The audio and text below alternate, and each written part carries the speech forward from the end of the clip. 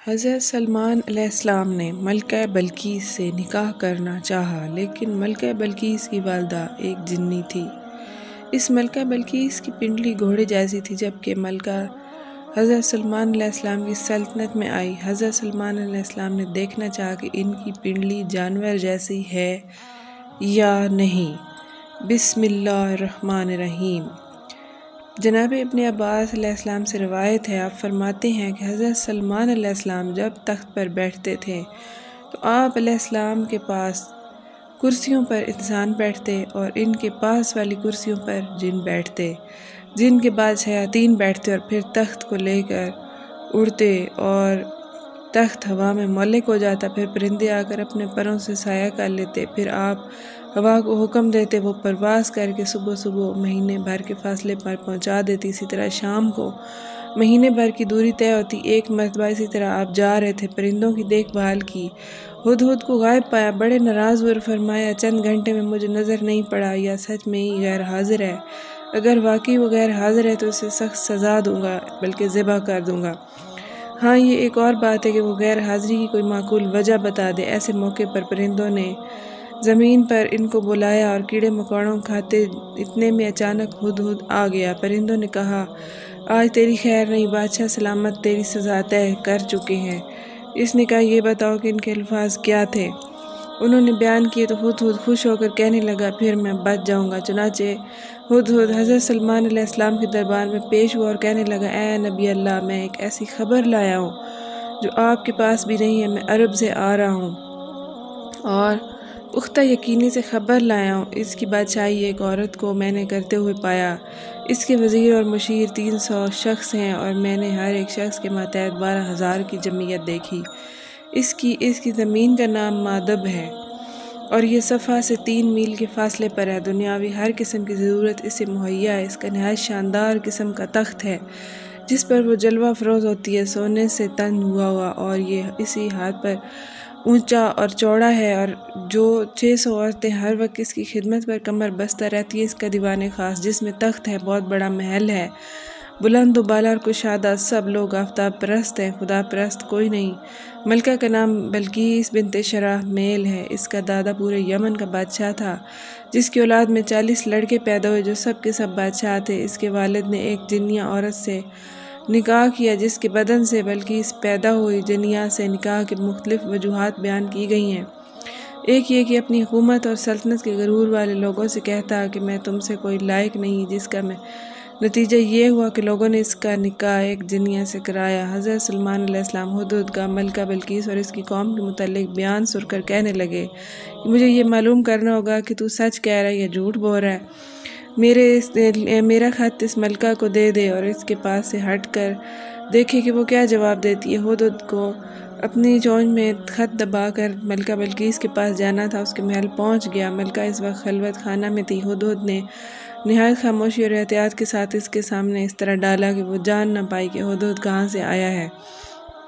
ملکہ اپنی گود میں پڑے خط کو دیکھ کر محتاط ہو گئی اور خوف زدہ بھی، لیکن اتنا اندازہ ہو گیا کہ خط کوئی عام نہیں ہے، اس پر مہر بھی لگی تھی۔ اس خط میں لکھنے والے کے تمام اصول بڑے لکھے ہوئے تھے۔ خط لکھنے کی پہلی شرط یہ تھی کہ خط کا آغاز اس طرح ہوا، خط لکھنے کا نام پتہ مکتوب علیہ کے علم میں آ جائے کہ خط کس نے لکھا ہے۔ ایک اہم بات کہ خط کا آغاز بسم اللہ پاک اور بابرکت نام سے ہوا کہا جاتا ہے۔ حضرت سلمان علیہ السلام سے پہلے کسی نے خط میں بسم اللہ الرحمن الرحیم نہیں لکھی۔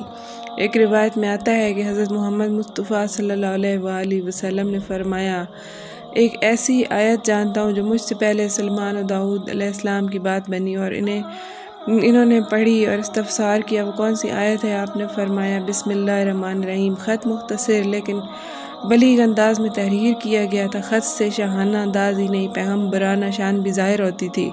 بسم اللہ سے ابتدا اور اس امر کی طرف اشارہ کرتی تھی کہ سرکشی چھوڑ کر ایک اللہ کی عبادت کرو۔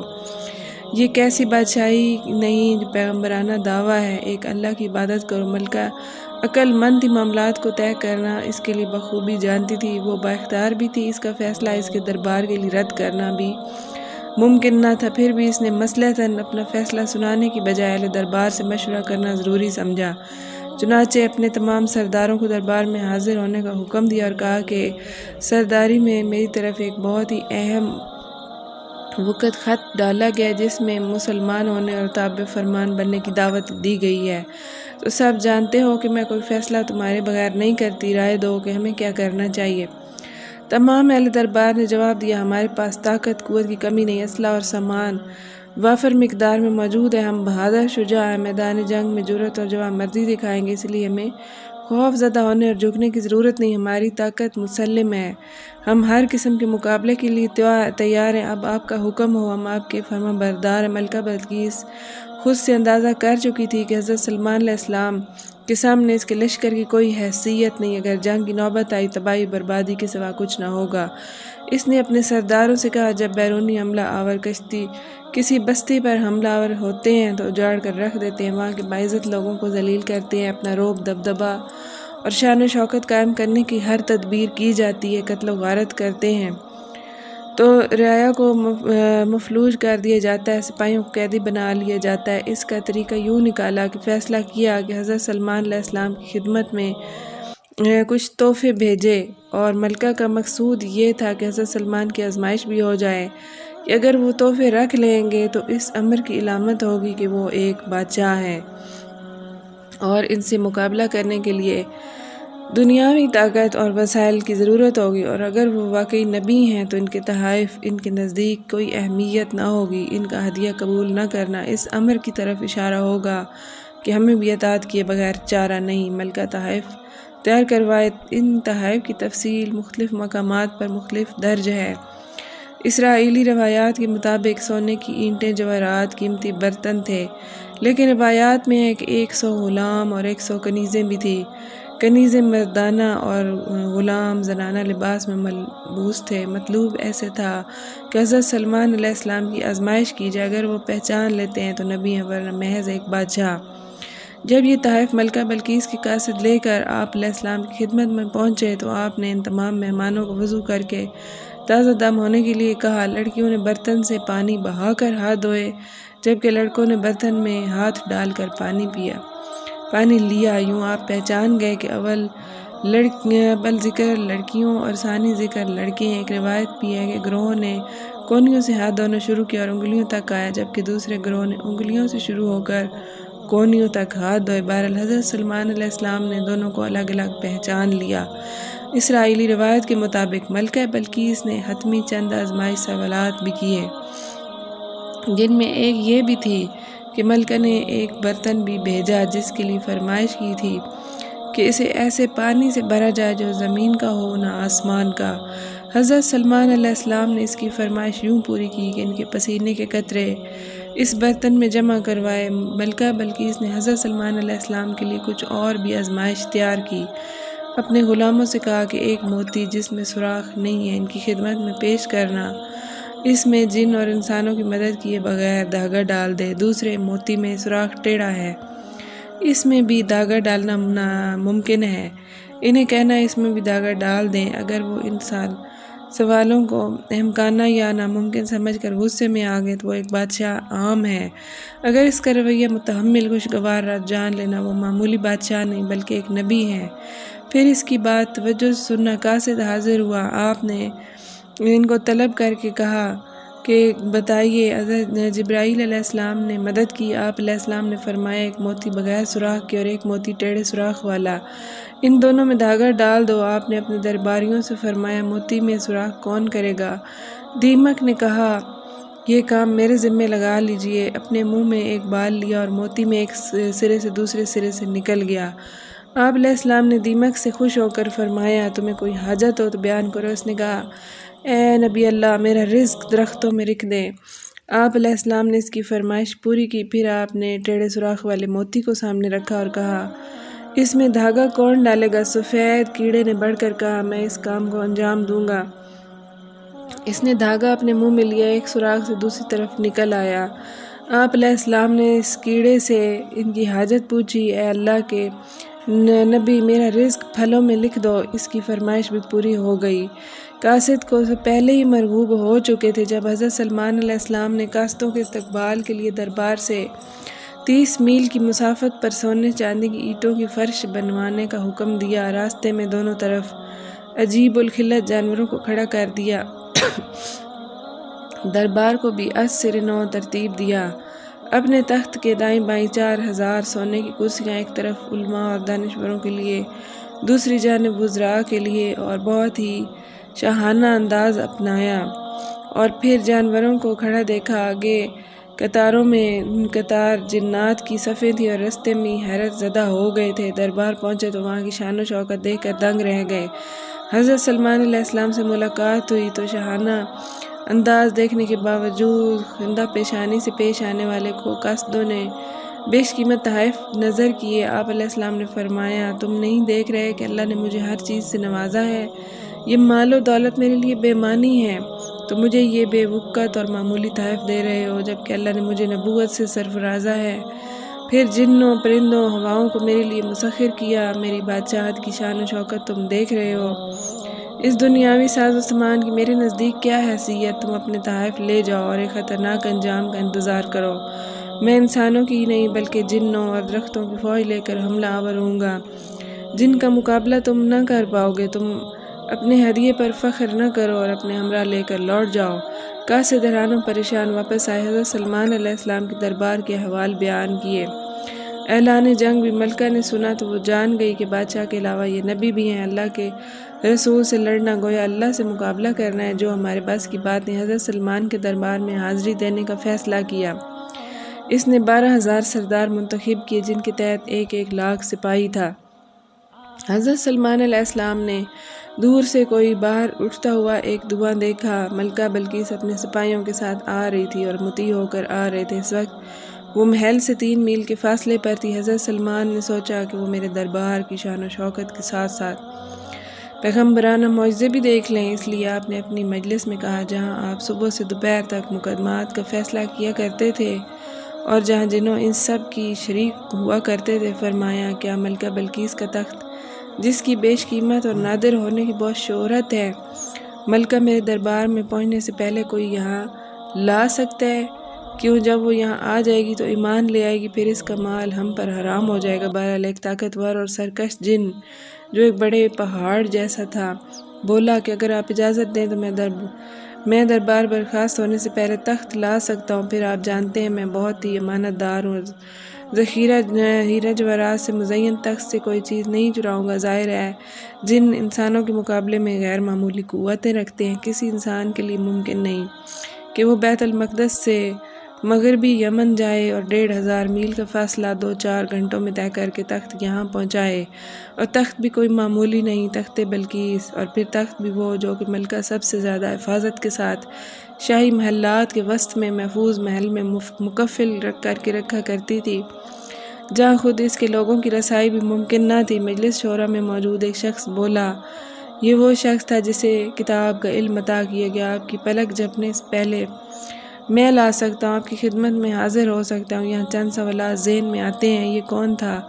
کتاب کون سی تھی؟ علم کیا تھا؟ بعض افراد کا کہنا ہے یہ خود حضرت سلمان تھے، اللہ تعالیٰ نے علم سے نوازا، وہ معجزہ دکھا سکتے تھے۔ بعض مقامات پر حضرت سلمان علیہ السلام کا مقرب صحابی بتایا جاتا ہے، اس کا نام آصف بن باقیہ درج ہے، جو حضرت سلمان علیہ السلام کے وزیر بھی تھے اور نسل انسانی سے تعلق رکھتے تھے۔ ابن عباس کے مطابق آپ حضرت سلمان علیہ السلام کے کاتب تھے، آپ کے خالہ زاد تھے، ولی اللہ تھے اور اسم اعظم جانتے تھے۔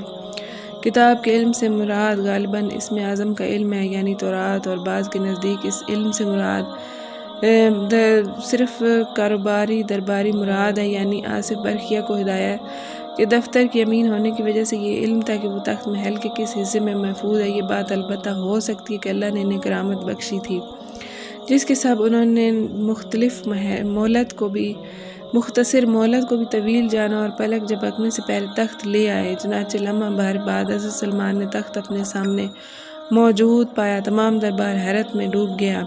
حضرت سلمان تخت شاہی پر چڑھے تھے کہ اس کے نیچے سے بلقیس کا تخت نکل آیا۔ آپ نے فرمایا، یہ میرے رب کا فضل ہے جو مجھے آزمانا چاہتا ہے کہ میں شکر گزاری کرتا ہوں یا بے پرواہ رہتا ہوں۔ لمحہ بھر میں تخت کی یہاں موجودگی میں میرا یا آصف برقیہ کا کوئی کمال نہیں، یہ سب اللہ کی عطا ہے۔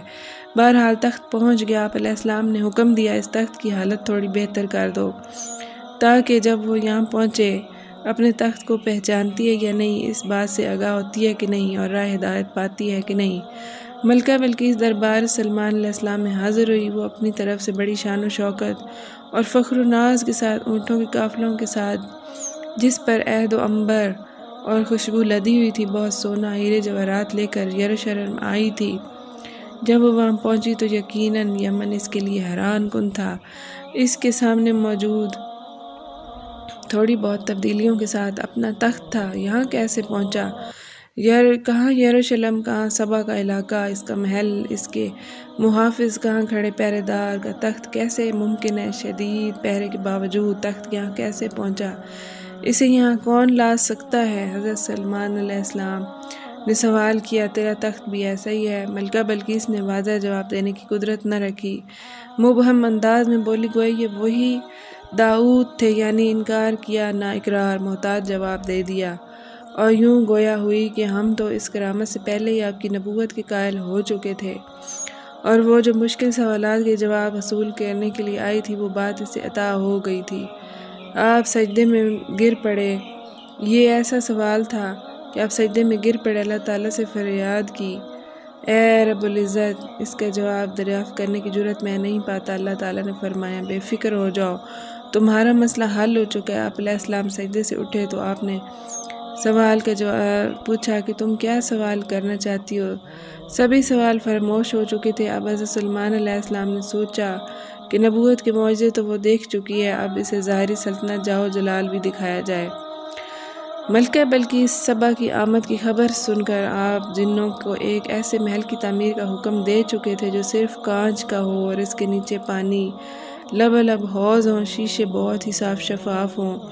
شیشے کا امتیاز نہیں کر سکتا، بلکہ ایسے ہی معلوم ہوتا پانی ہی پانی، حالانکہ اس کے اوپر شیشے کا فرش تھا۔ بعض لوگوں کا بیان سنت سے غرض آپ علیہ السلام کی یہ تھی کہ آپ اسے نکاح کرنا چاہتے تھے، لیکن یہ سنا تھا کہ اس کی پنڈلیاں بہت ہی خراب ہیں، اس کے ٹخنے چوپایوں کے گھوڑوں جیسے ہیں۔ اس کی تخلیق کے لیے آپ نے تحقیق کرنا چاہی۔ جب یہاں آنے لگی تو پانی کے حوض کو دیکھ کر اپنے پائنچے اٹھائے۔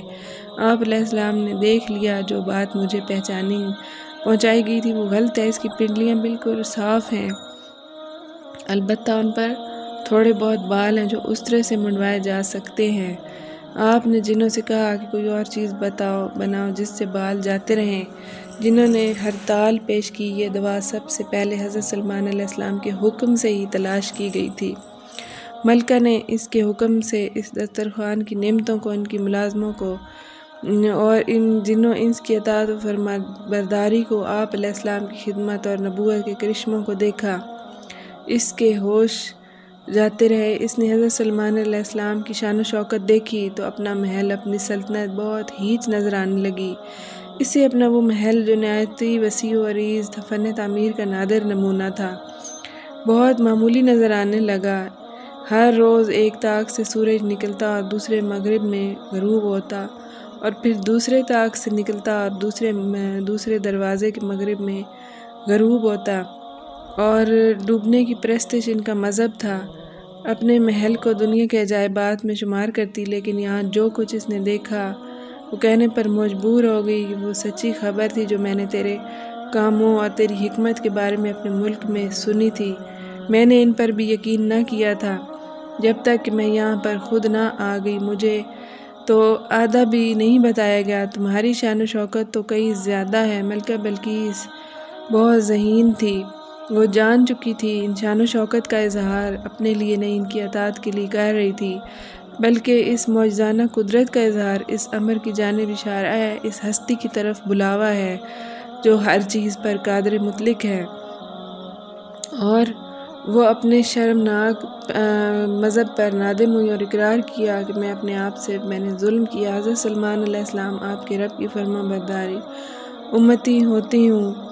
مذہب کا مذہب ہوتا ہے، اس لیے ملکہ بلقیس کی ایمان لانے کے ساتھ ہی پوری قوم بھی ایمان لے آئی۔ ایمان لانے کے بعد واقعے کے بعد بھی تفصیل قرآن پاک میں موجود نہیں، مختلف روایات تفاسیر اسرائیلی روایات میں رقم ہے کہ حضرت سلمان علیہ السلام نے ملکہ بلقیس سے نکاح کر لیا تھا، لیکن اس کے ملک پر ہی قائم رکھا، چنانچہ وہ یمن میں ہی رہی اور ملکہ سبا کو 3 شاندار محل تعمیر کروائے۔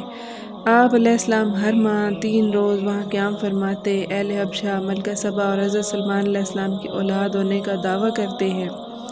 اللہ پاک ہمیں بہتر عمل کرنے کی توفیق عطا فرمائے اور ہمیں نیکوکاروں میں شامل فرمائے، آمین۔ ناظرین، کمنٹ کر کے بتائیے گا کہ آپ کو اس ویڈیو میں کیا چیز پسند آئی۔ جزاک اللہ۔